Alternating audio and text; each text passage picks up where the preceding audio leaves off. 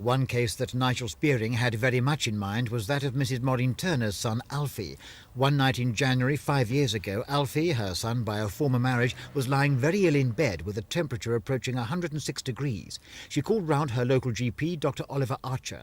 He failed completely to diagnose and recommend treatment for the boy, who a few days later died of meningitis.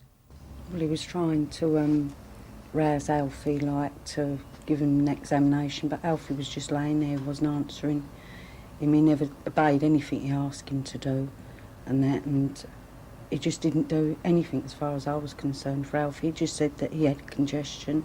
He said if he couldn't be bloody bothered to open his mouth, he couldn't be bloody bothered to look. And that was what he said to the child who was running a temperature of 106 and couldn't even hear him. He didn't even get a thermometer out. He wasn't interested. All he was interested in was getting out of the house. Taken before the General Medical Council by Alfie's mother the following year, Dr. Archer was found not guilty of professional misconduct according to the Council's present rules. He was not struck off and continued to practice. MP Nigel Speahing wants the law changed so that doctors in similar cases in the future can be struck off or be put on conditional registration by the General Medical Council.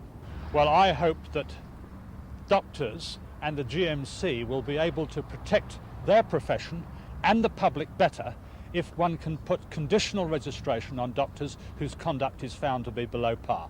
Does this mean the doctors will have to take more care in the future in such events as when they come to diagnose somebody like little Alfie?